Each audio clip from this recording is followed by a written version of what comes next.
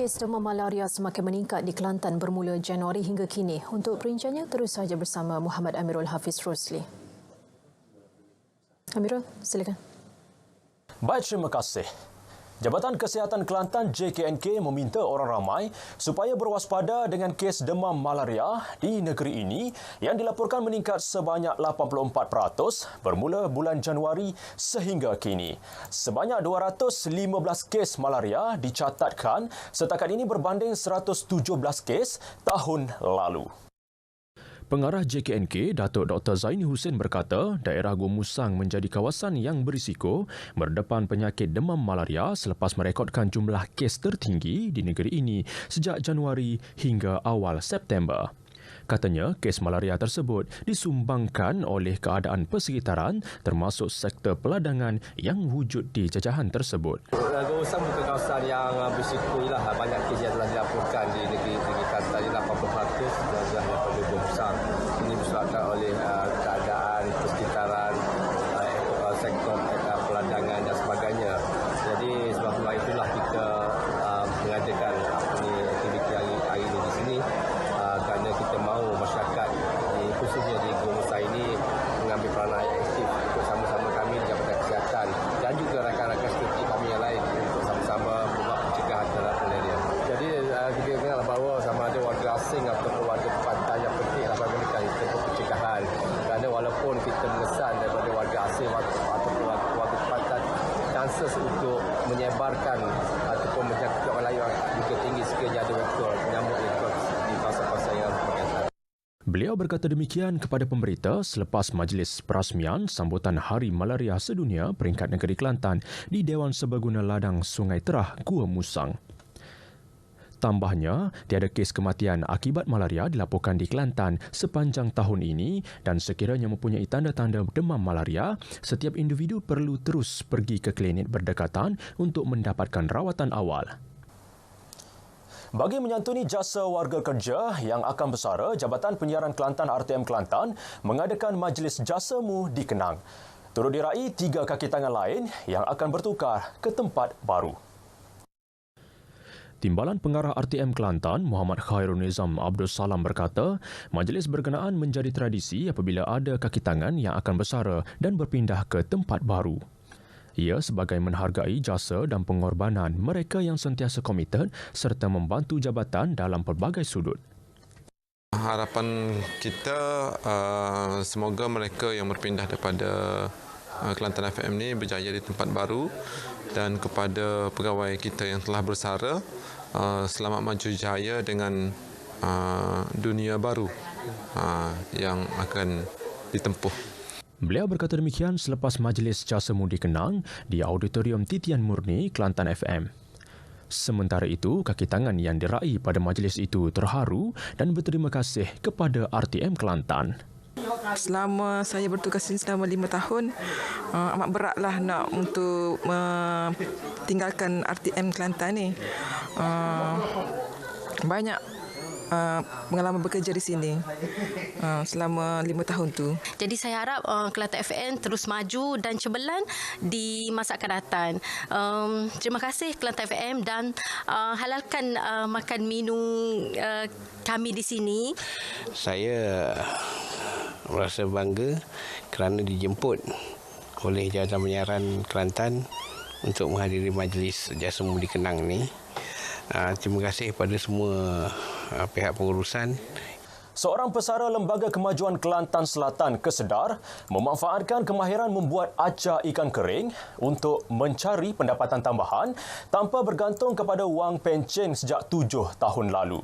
Tengku Hayati Akmal Tengku Hitam atau mesra dengan panggilan Mokku Yati berkata, acar ikan kering yang dihasilkan itu mendapat permintaan tinggi sebagai pembuka selera.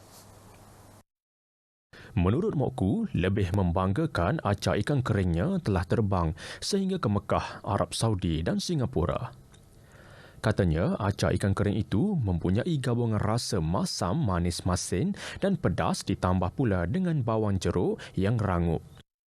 kebetulan anak bertugas di sana, saya bekalkan pasal sana musim haji dia makan. Kalau di Madinah ni okey makanan, tapi bila di Mekah tu bila jemaah dah ramai makan dia kurang selera sikitlah. So jadi saya bekalkan anak dengan acakan kering. So setakat ni alhamdulillah. Kawan-kawan dia pun pernah rasa, dia kata oh sedap, dia kata memang pembuka selera lah. Mak Ku Yati memberitahu lagi bahan utama yang digunakan adalah ikan kering jenis cencaru, cuka, cili, lada, halia muda dan bawang merah halus yang diimport dari Thailand. Katanya, dia turut mendapat bantuan daripada anak-anaknya untuk mempromosikan acar ikan kering di media sosial. Sekian paparan dari Kelantan. Assalamualaikum. Salam Malaysia Madani. Amrul Hafiz, terima kasih atas perincahan itu. Tanaman kelapa sawit di 3 felda di Don Pelangan menjadi nadi ekonomi para penduduknya di situ. Kini generasi ketiga meneruskan kesinambungan peneroka terawal sejak 1971. Untuk perinciannya bersama rakan setugas Azrul Faizal Yusof di Don Pelangan. Baik, terima kasih. Dan kini langsung daripada Don Pelangai Pahang, saya bawakan untuk anda pada waktu ini akan bersama dengan Encik Muhammad Saidi Saleh selaku pengarah wilayah Felda wilayah Mempaga Pahang akan berkongsi informasi berkaitan dengan warga Felda di sini. Assalamualaikum tuan. Waalaikumsalam warahmatullahi taala wabarakatuh. Okey, mungkin berkongsikan selaku pengarah wilayah bagi Felda di sini, mungkin tuan kongsikan secara keseluruhannya berapakah Felda yang terdapat dalam di Don Pelangai ini. Alhamdulillah, di bawah pengurusan Felda Wilayah Mempaga sendiri, kita ada 36 rancangan dengan 13,119 peroka. Dan Don Pelangai merupakan don di bawah Parlimen Bentong, dan dia telah mengandungi 3 rancangan, Sungai Kemahal, Kemasul dan juga Cemomoy. Untuk ketiga-tiga rancangan tu kita ada lebih kurang 1,332 peroka, di mana Cemomoy sendiri ada 555 peroka. Di Kemasul kita ada 449 peroka dan selebihnya di Sungai Kemahal lah. Dan keseluruhannya peroka kita telah pun mendapat hak milik. Semuanya adalah mengusahakan kebun sawit, ladang sawit, dan keseluruhan keluasan sawit kita lebih kurang dalam 6,000 hektar. Cik Azrul. Mungkin sekarang dah memasuki generasi baru, mungkin ada usaha untuk menggalakkan mereka untuk terus berada di Felda ni. Kita pelbagai usaha telah kita usahakan untuk menarik minat kita punya generasi kedua untuk kekal di rancangan Felda. Kita baru-baru ini pun Yang Amat Berhormat Menteri Besar Pahang telah pun mengumumkan 10 kawasan di Felda Wilayah Mempaga ini untuk lot generasi. Dan isu utama di tanah rancangan kita sekarang ini adalah merupakan lot generasi lah, di mana ramai di antara generasi kita yang masih lagi menumpang rumah ibu bapa mereka, dan pengumuman oleh Yang Amat Berhormat Menteri Besar itu merupakan satu bonus kepada generasi kita lah di rancangan kita.